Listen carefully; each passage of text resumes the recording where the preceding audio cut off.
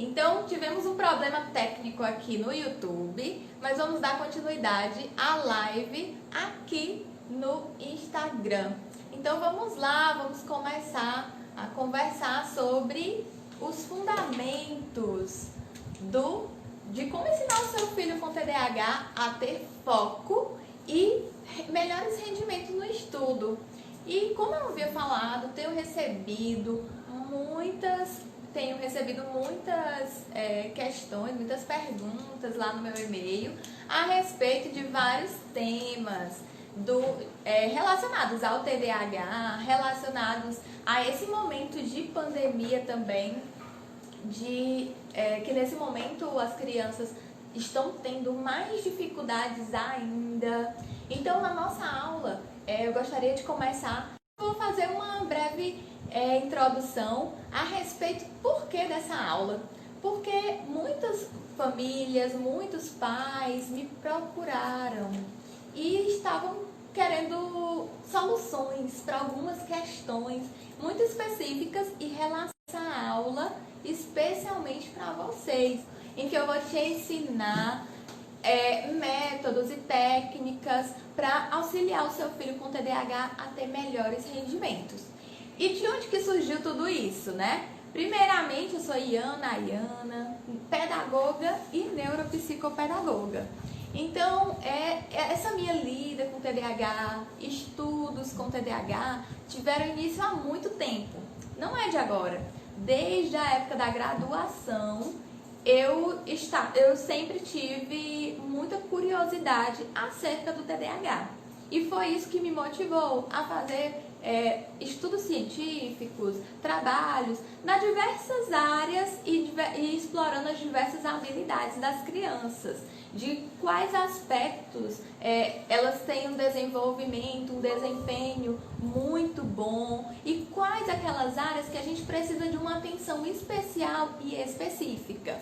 Então, decorrente disso, eu dei início às minhas aulas em escola, trabalhando diretamente com essas crianças, com uma grande variedade de crianças na realidade.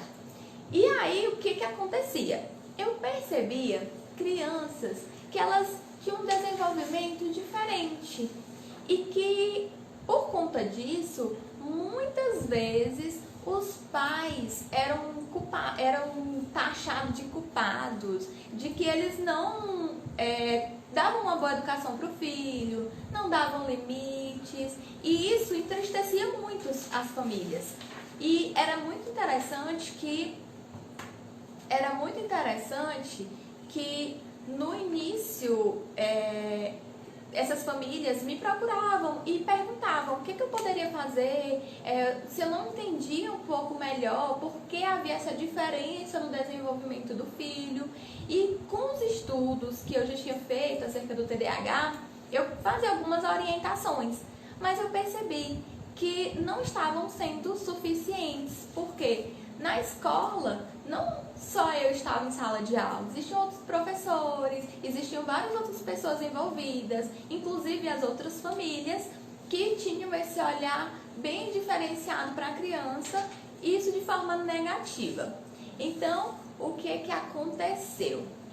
O tempo foi passando e com isso eu fui aperfeiçoando ainda mais. E foi quando eu decidi cursar neuropsicopedagogia.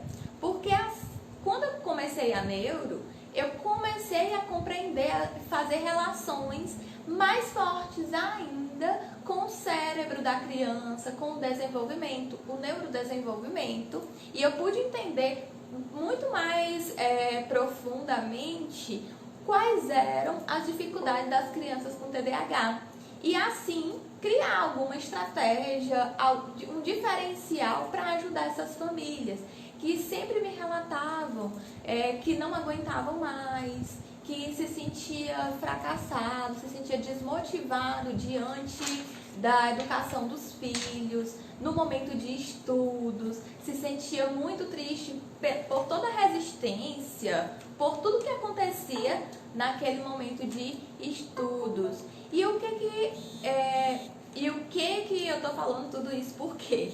porque na clínica, quando eu dei início a esses atendimentos, eu continuei vendo essas dificuldades nas famílias que traziam as crianças, e embora tivessem dado início a todo o atendimento, ainda assim em casa haviam algumas dificuldades em que elas conseguiam, vamos dizer, bons rendimentos a partir das estratégias, técnicas e orientações que eu estava dando a essas famílias, que eu passava a essas famílias. E com todo esse olhar, com todo esse diferencial, eu realmente precisei me aprofundar ainda mais em tudo isso. E fui fazendo, fui pesquisando, fui estudando, participando de grupo de estudos, criando, elaborando, estudando, fazendo artigos científicos, produzindo, apresentando o resultado desses estudos nos congressos, justamente para aperfeiçoar essas técnicas. E com isso, nos últimos anos, eu tenho obtido bons resultados e as famílias também têm conseguido lidar muito melhor com as crianças com TDAH com relação aos estudos. Então, eu trouxe alguns tópicos para trabalhar hoje com vocês, para ajudar você, pai, mãe, que estão aqui me assistindo, e auxiliar nesse processo, que eu entendo que é um processo árduo, não é um processo fácil, mas que é recompensador. Então, para início, um primeiro ponto que tem que ser observado é a gente fazer uma retomada do que é o TDAH. O TDAH é uma alteração neurobiológica que acontece no cérebro da criança, principalmente na região pré-frontal. E o que isso vai ocasionar? Nessa região pré-frontal onde ficam são áreas responsáveis por planejamento, flexibilidade mental, tomada de decisões, tomada de iniciativas também, controle inibitório, também fica próximo, correlacionado ao córtex motor. E com tudo isso, a gente percebe que uma disfunção no lobo frontal ocasiona vários prejuízos na vida da criança. E com tudo isso, vamos iniciar o primeiro ponto que você precisa anotar aí para fazer com o seu filho, para conseguir esses melhores resultados com o seu filho. Então, o primeiro deles é organização. Eu falei sobre todas essas alterações, alterações iniciais, alterações no planejamento, alterações na organização mesmo das ideias, porque às vezes a criança parece que fala tanto e que acaba não conseguindo se expressar corretamente devido à quantidade de informação que vem. E com isso, a organização é um ponto fundamental. Tá? E essa organização vai partir do ambiente. Então, o ambiente de estudo dessa criança precisa ser um local muito bem definido, não é fazer uma atividade em qualquer lugar. Você precisa escolher, será um local de estudo, e no horário de estudo, no momento dos estudos, ela vai ter, já vai saber, já vai chegar naquele local e não vai, por exemplo, ficar deitada na cama fazendo uma atividade ou ficar na mesa da sala. Por quê? Esses espaços, quando não são organizados, a criança já tem todo esse déficit, já tem dificuldade em manter o controle sobre certas circunstâncias. Muitas vezes são crianças que já não têm tanto prazer para essas atividades. Então, o que a gente faz? Procura um local mais tranquilo, mais calmo, em que ela possa ter um tempo de permanência maior. Depois disso, temos que observar mais um ponto de organização, que seria a organização do material de estudo. Parece ser um ponto assim, nossa, material de estudo, o que tem a ver, né? Mas tem toda a relação, porque como a criança ela tem essa dificuldade de se organizar, ela precisa iniciar o processo. E nesse processo, o que ela vai fazer? Ela vai organizar o seu material de estudo e quando ela tem uma quantidade muito grande de material, vai ficar mais difícil. Então, reduza os materiais, deixa o que é essencial, o que ela vai precisar. Muitas vezes eu encontro crianças que têm no estojo hidrocor e aquilo acaba tirando a atenção dela.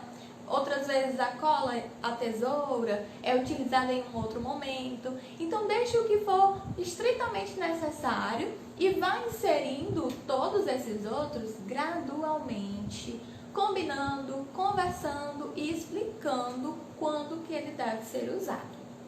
Então já organizamos o ambiente de estudo, organizamos também o material da criança. E a criança, para ela ter esse material organizado, ela precisa ir tendo autonomia, ela precisa começar a fazer, a organizar o próprio material. E é assim que ela vai adquirir essa autonomia, independência. Depois disso, é muito importante um outro tipo de organização. Só que agora é uma organização mais geral e que não vai ser uma organização só para a criança.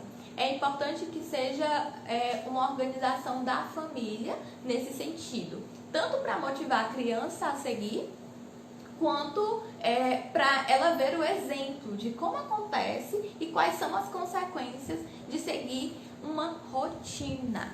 Então, é importante, é fundamental que a criança tenha uma rotina, porque a rotina vai preparar, ela nos prepara, não falando só da criança, ela nos prepara de forma geral para os acontecimentos. Eu vou conseguir saber o que eu tenho marcado em determinado horário, eu vou conseguir saber para onde que eu devo ir e o que eu devo fazer antes para não me atrasar, por exemplo. Para a criança funciona da mesma forma. É uma criança que ela tem dificuldades de organização, de planejamento. Então, quanto antes ela souber de tudo isso, melhor ela vai se preparar para o momento da atividade. Então, quando a gente relaciona a rotina ao sono, ter um horário de dormir e um horário de acordar no momento que você, vamos dizer que você está indo para a escola, está com toda aquela rotina dia a dia preenchido, né? Então, o primeiro ponto é que ela consiga entender, compreender que aquele horário é o horário de dormir, porque vai ser benéfico para ela no dia seguinte acordar disposta a fazer as atividades, acordar dispostas para o seu dia a dia. Outro ponto, a alimentação. A alimentação em seus horários também é fundamental para que a criança consiga compreender esse processo de desenvolvimento não como algo aleatório, mas que ela precisa de nutrientes, que a alimentação faz parte do nosso dia a dia e que ela deve manter uma rotina, ela deve ter uma consistência, uma continuidade nos momentos de alimentação. Isso vai favorecer também, por exemplo, aquelas crianças que chegam pertinho do horário do almoço e falam: ah, mãe, eu quero hoje comer pudim antes do almoço, ou eu gostaria de comer um chocolate já bem próximo do horário do almoço.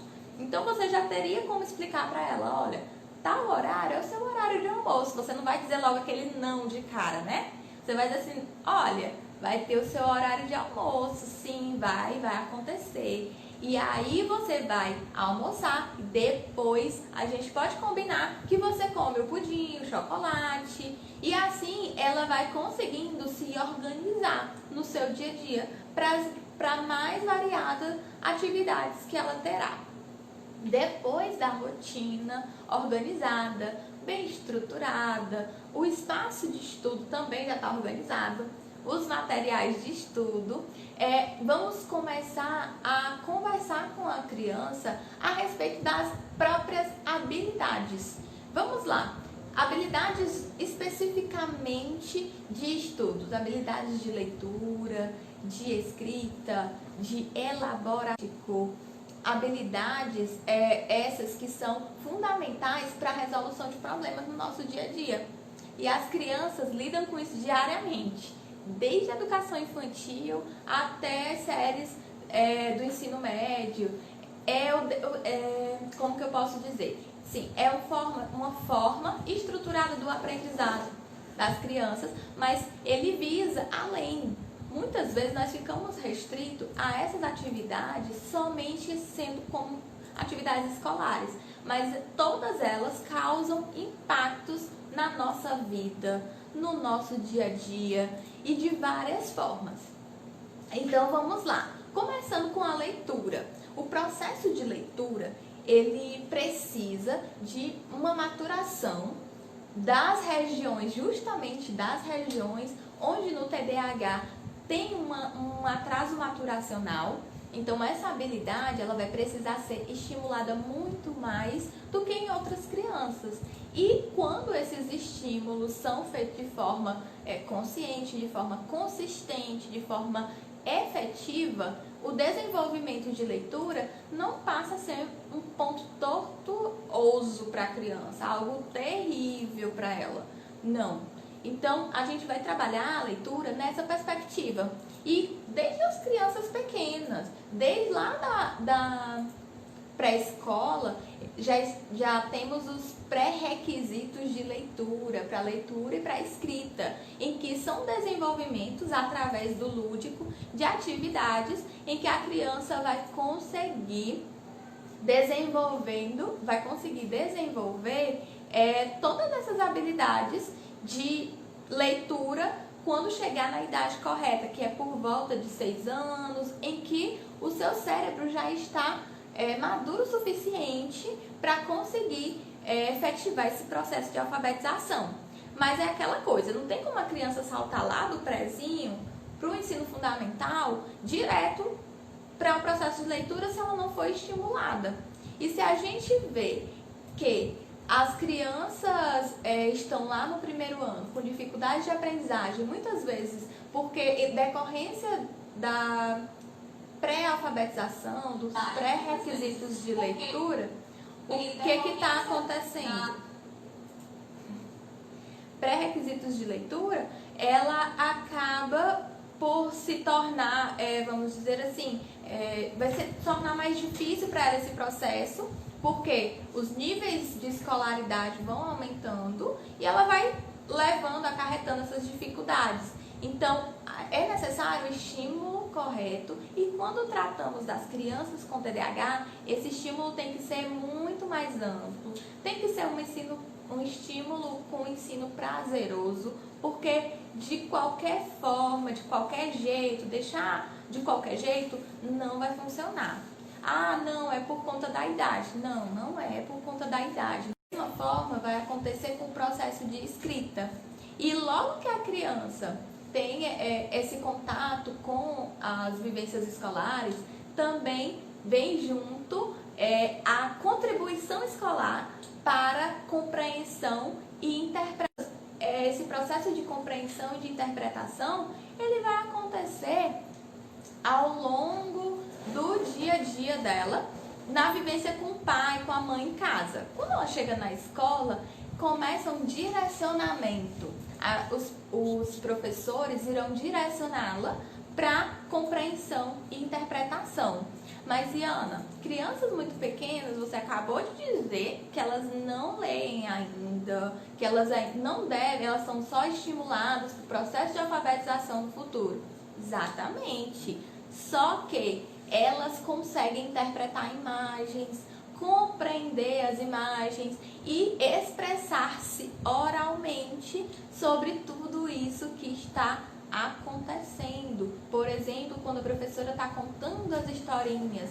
Nossa, a historinha dos 3 porquinhos hoje. Hoje é a historinha da Chapeuzinho Vermelho. O que você está vendo aqui? Ah, eu tô vendo um lobo, tia. Ah, eu tô vendo a Chapeuzinho, aconteceu isso. E ela vai narrando o que aconteceu em cada um desses pontos da história, não é? Então isso aí já é um processo de compreensão leitora. Ela já está conseguindo identificar os elementos da história de forma fiel, aquilo que realmente aconteceu na história. Mas também o processo de interpretação começa a ser inserido, que é buscar as vivências da criança, tudo que ela poderá ter aprendido, ter vivenciado e relacionar com a história da Chapeuzinho Vermelho, por exemplo. Nossa, você tem uma avó? Ah, tenho, minha avó se chama Maria. Então, a Maria não está lá na história. A Maria é a avó dela, real, é a vida dela, né? Ela está levando vivência dela lá para escola, lá para aquela historinha. Então, esse processo vai se aperfeiçoando ao longo do desenvolvimento da criança e do desenvolvimento dela não só no sentido escolar, mas no desenvolvimento dela das vivências como um todo, um estímulo de forma geral. E para a criança com TDAH, mais uma vez eu reforço, acontece nesse formato, mas com estímulos extras. Precisamos muito que isso fique muito claro para você, que a criança com TDAH ela vai precisar de uma forma bem diferente. E como você pode fazer isso? Você pode estimulá-la de outras formas, utilizando fantoches, utilizando corridas, maratonas e fazendo com que ela utilize tudo o que tem de preferências no dia a dia dela para estimular nessa atividade específica, certo? Agora falando sobre raciocínio matemático. O raciocínio matemático, ele tem início desde muito cedo. A gente pensa que a matemática está lá na escola e é um bicho de 7 cabeças que somente os CDFs, os tops, os maravilhosos, que são muito inteligentes, gênios, é que conseguem entender matemática. Mas na realidade não é, gente. Matemática, ela já vem, vamos dizer assim, com habilidade, essa habilidade já vem preparada para ser estimulada e para a gente desenvolver. Tanto que alguns estudos de neurociências demonstraram que chimpanzés possuem esses conceitos matemáticos. Por quê? Porque eles precisam identificar os cachos de banana, por exemplo, que tem mais banana. E é uma questão de sobrevivência para eles. E eles já vêm com essa consciência numérica, mas uma consciência muito, vamos dizer assim, primitiva, realmente relacionada à sobrevivência. E aí os bebês, eles também possuem essa habilidade de contar quando você começa a estimular. Ah, quantos anos você tem? A criança fala assim, 1. Ela tá mostrando lá o dedinho, fazendo lá a representação da quantidade e oralizando, verbalizando o número. Ou seja, ela já está adquirindo conceitos matemáticos. Acontece também quando você fala, filho, pega ali a bola que está longe. Então ela já vai entender mais um conceito e traz ela para perto de mim. Ela vai fazer a diferença dos conceitos. Ela pegou a bola que está longe, trouxe para cá que está perto.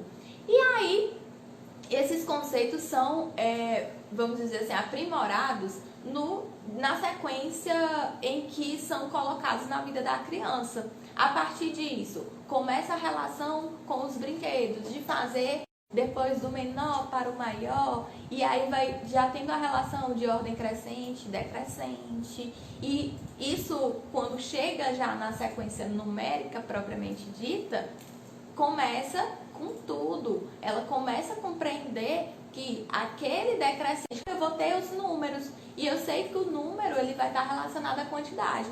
Quanto maior ele for, e se eu começo com ele, eu estou tendo uma sequência decrescente. Se não, eu estou tendo uma sequência crescente, se for do menor para o maior.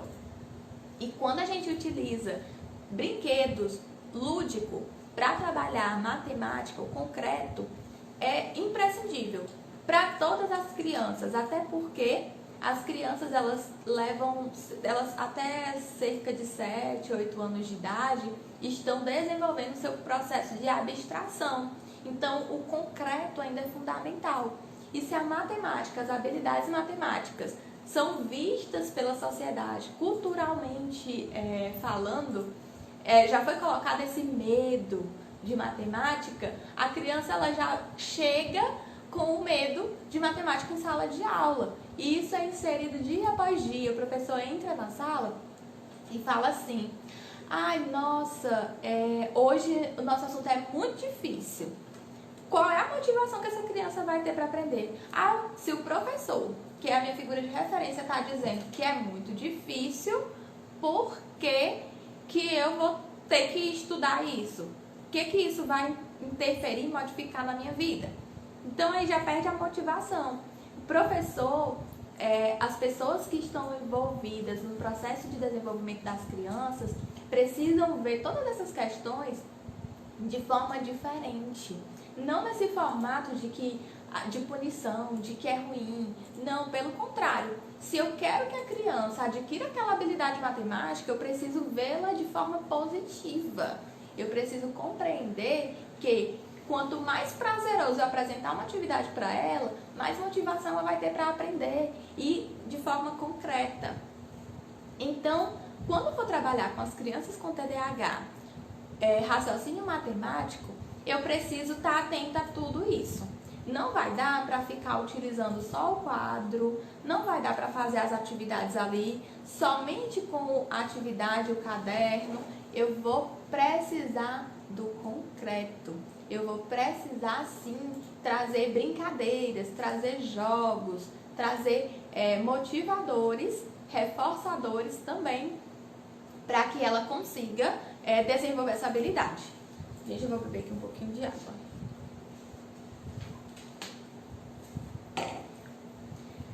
Depois disso, né, dito tudo isso, temos também que observar dentro da organização dos materiais, organização da rotina, todo esse processo escolar que foi mencionado aqui, esse formato de como essas técnicas devem acontecer. A gente precisa também compreender a respeito da criatividade da criança. A criança com TDAH, especificamente falando, tem muitas potencialidades. E quando eu falei lá no início para vocês que eu fiquei muito interessada na temática, eu ficava mesmo muito preocupada com o que estava acontecendo com as crianças, era justamente por isso. Porque eu via um potencial enorme nas crianças. Eu via que ali tinha muita inteligência sim, mas estava meio desorganizado, tinha alguma coisinha que estava faltando para aquilo tudo vir à tona. E foi aí que eu comecei a perceber que o processo criativo das crianças com TDAH, eles são muito altos. Elas têm potenciais criativos enormes. São crianças que conseguem resolver problemas da forma mais inusitada possível. Aquele problema que pra gente às vezes está assim enorme. Para elas têm uma solução criativa. E o que é isso?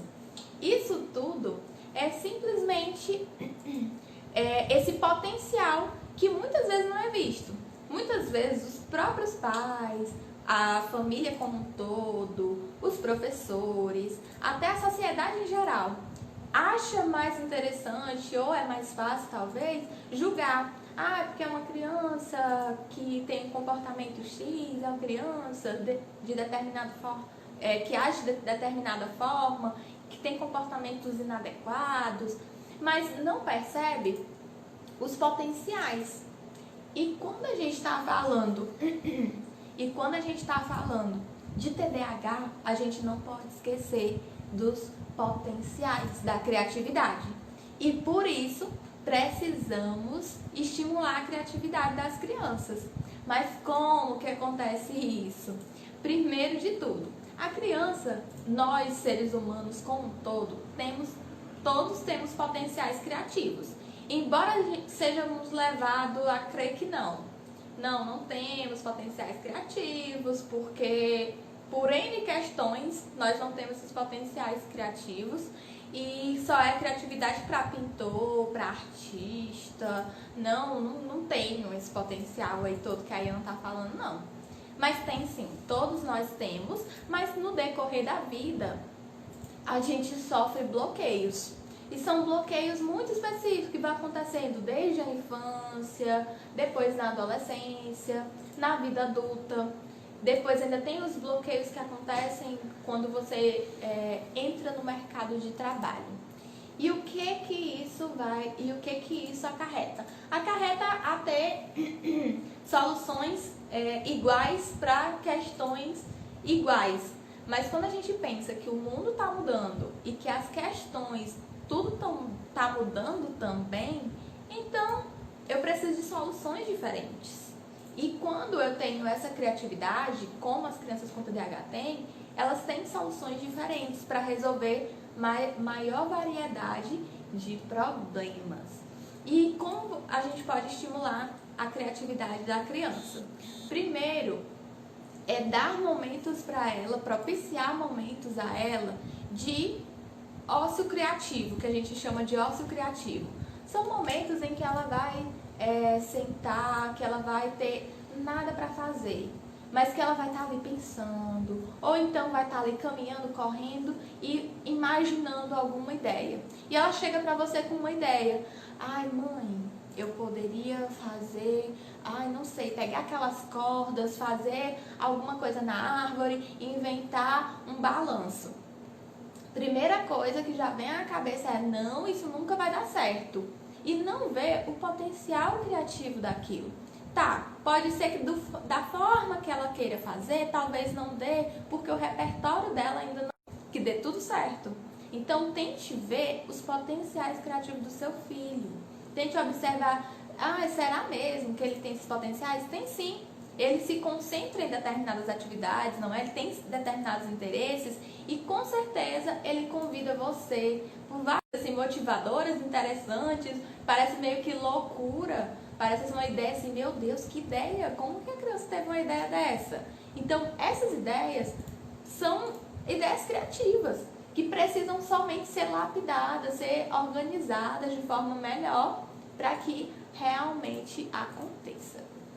Então, outro ponto que você pode utilizar para melhorar a criatividade é propor momentos em que ela vai ter uma variedade de materiais. Pode ser todo tipo de material que ela tem interesse.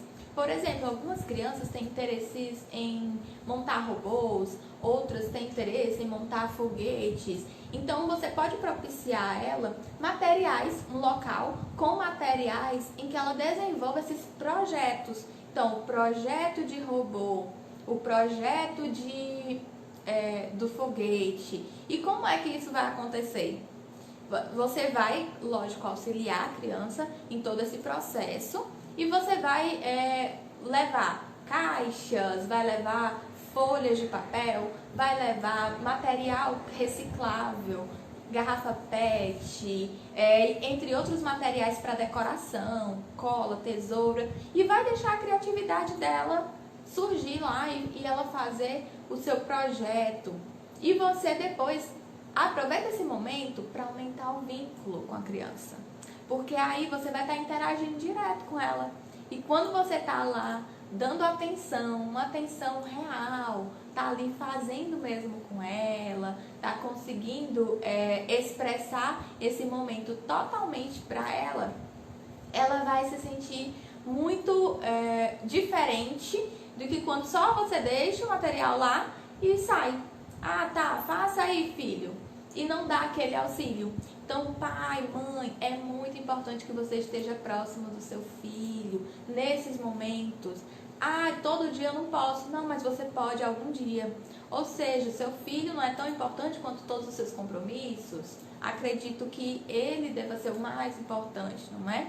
Então, você vai aproveitar esses momentos para fortalecer o vínculo. E outro ponto também de fortalecimento de vínculo é a comunicação positiva. A comunicação não é só uma forma de trocar informações, não é só isso. Ela vai muito além. É necessário e é fundamental que essa comunicação ela seja assertiva, ou seja, ela seja vista sem julgamento. É uma comunicação que vai acontecer, ok, mas que muitas vezes pode ser que venha situações, ideias diferentes, como aquele exemplo lá da criança querer comer o bolo de chocolate lá antes do almoço. Então, o impulso é, não, você não vai comer porque você vai almoçar. Como conversar, como falar positivamente com ela sobre isso? Você pode simplesmente dizer, filho, podemos combinar de uma outra forma? Porque agora você precisa almoçar. Então, você pode comer depois do almoço ou no lanche. E dê opções a ela. Então, a comunicação positiva, ela não tem julgamento, ela tem validação da informação.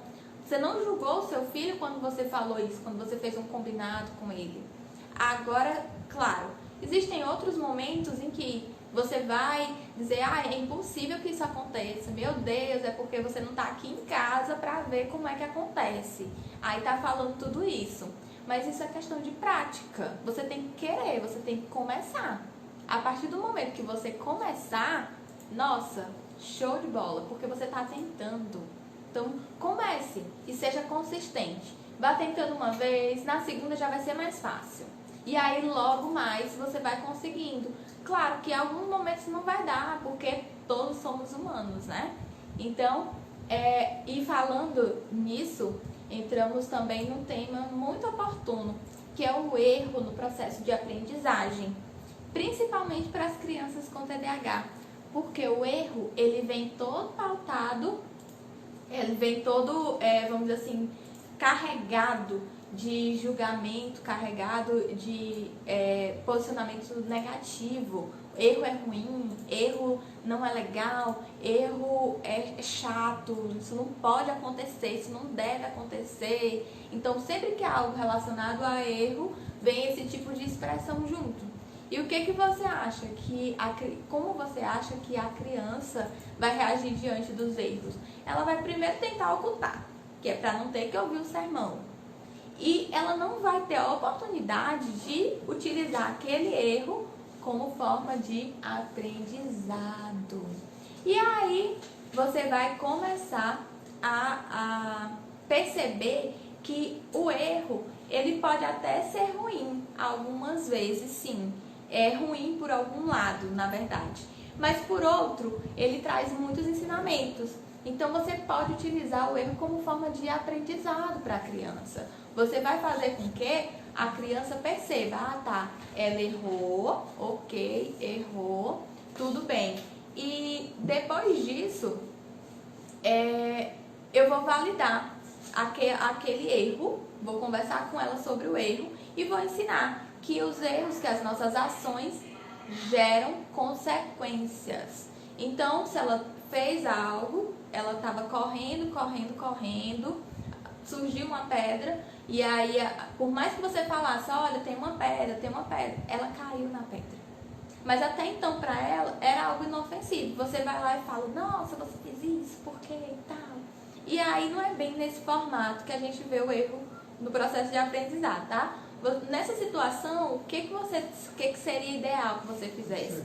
Nossa, surgiu um erro, surgiu uma pedra ali. Ok, a criança caiu. Então você chega pra ela e fala, olha filho, tudo bem que você caiu, não é legal, dói. A mamãe também já se machucou, o papai já se machucou de outras formas. Então, agora, o que você pode entender? Que às vezes quando a mamãe e o papai estão falando, é pra algo positivo pra você, não é pra algo ruim. Mas a sua ação foi continuar e a consequência foi essa. Então ela vai começar a entender a responsabilidade que ela tem pelas próprias ações. Certo, pessoal? Então eu recebi aqui algumas dúvidas, tá? Estão me passando aqui as dúvidas, que agora eu vou responder aqui. O que fazer para despertar o interesse da criança? A criança com TDAH é uma dúvida muito recorrente, que os pais sempre falam. Nada tem interesse, só tem interesse no celular, tem como eu estudar com ele, porque eu preciso utilizar um videogame então para estudar com ele. Mas, gente, não é bem assim. A criança, ela demonstra de forma bem sutil e às vezes nem tão sutil assim, suas preferências. Então você vai inserir as preferências dela nesse processo. Muito de assistir série. Adoro várias séries da Netflix, de vários outros streaming. E aí, o que eu vou fazer com essas séries para atrair o meu interesse? Caso acontecesse essa situação, eu iria utilizar atividades relacionadas. Por exemplo, a atividade de produção de texto. Eu iria utilizar um texto sobre como a Netflix impacta na vida das pessoas, ou qual é a relação da Netflix com prazer, ou simplesmente trazer várias séries que a criança gosta, vários desenhos e colocar uma atividade de matemática. Eu coloco o filme, gente, Procurando Nemo, e depois coloco ao lado Procurando Dory. E aí peço que ela assista e faça um resumo do que entendeu. Se for da preferência da criança, ela vai ter motivação para fazer. Agora, quando a gente quer que a criança faça sempre a mesma coisa, olha, quanto é o 2 mais 2? 2 mais 2 é 4? Ah, tá, 2 mais 2 é 4. E fica só nessa, ela realmente não tem interesse. Muitas vezes até, se a gente pensar mesmo, nem eu teria, né? Então, imagina a criança que precisa estar sendo ali, sempre motivada. E a relação, por exemplo, com os games, que muitas vezes elas parece que elas estão ali, nossa, focadas 100% no game, parece que nem tem sintomas do TDAH ali. Mas o que acontece? É que ela tem um circuito de recompensa ali. Então a recompensa é imediata. Ela passou a fase, ótimo, já está ganhando a recompensa. E muitas vezes você fazer uma atividade não é recompensador. Você vai precisar estimular com recompensadores. E que de preferência não sejam recompensadores físicos, materiais. Para que ela não faça só para ganhar. E sim que ela faça para conseguir... ela não faça só para ganhar aquilo ali. Mas que ela faça porque está entendendo que precisa fazer. E aí vai ter um reforçador depois.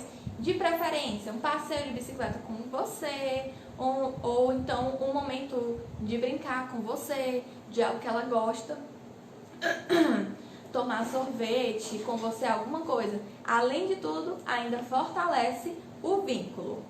Agora, né, com dúvidas respondidas, eu gostaria de falar com vocês, né, pais de crianças com TDAH, que hoje, aqui, eu dei o máximo de informação que eu consigo nesse tempo, né?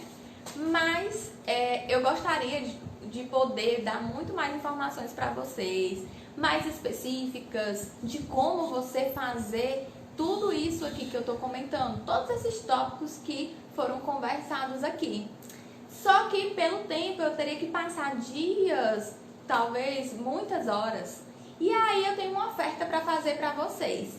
E essa oferta é o curso TDAH com foco na aprendizagem para pais de crianças com TDAH, que é um curso onde você vai acessar uma plataforma e nessa plataforma você vai ter acesso a aulas gravadas.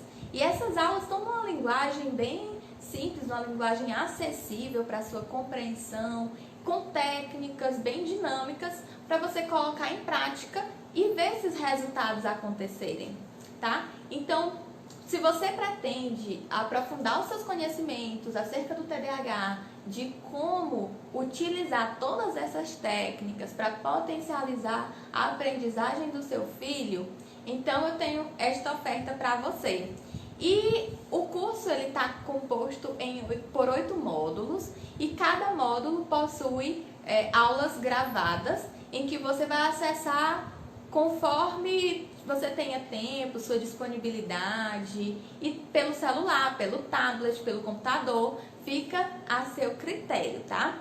E além disso, tem um bônus O bônus são 45 minutos de consultoria comigo, uma consultoria personalizada, onde eu vou entender tudo sobre o TDAH do seu filho antecipadamente, né? Tem um questionário que você preenche e a gente vai conversar sobre dúvidas do curso ou sobre realmente para a gente bater um papo a respeito do TDAH do seu filho e a melhor forma de ajudá-lo nesse processo, tá? Então, o investimento para o curso é R$ 397, que você pode dividir em até 12 vezes com acréscimos. Mas, se a gente for ver, vai dar R$ 1 e pouco por um ano, em um ano, se for por dia, né? Se você for pensar 12 vezes, vai dar cerca de R$ 1 e alguns centavos por dia. Então, é um investimento que vale a pena, né? E ainda mais porque para o seu filho. E aí você pode se questionar, como é que serão os seus próximos 5 ou 10 anos utilizando as mesmas técnicas que você ainda não está vendo um bom resultado nos estudos do seu filho. E vamos pensar ainda mais, se você for fazer técnicas corretas, estratégias que já foram testadas e que vão fazer a diferença para o seu filho ter um futuro nos estudos, com mais excelência nos estudos e mais bons resultados. Então, a partir de amanhã, a gente vai enviar o link do curso por e-mail de quem se cadastrou lá fez a inscrição, tá? Se você não fez a inscrição, você pode deixar o e-mail no meu direct, que a gente vai enviar o link para vocês, certo? E foi muito bom estar aqui com vocês hoje. Tem outra questão a respeito do certificado. Essa aula vai ter certificado sim. Se você tem interesse no certificado, você manda um e-mail, direct para mim com o hashtag desculpa, gente, com hashtag certificado com seu nome completo e seu e-mail, tá? E aí a gente vai fazer o envio. E muito obrigada por estarem aqui.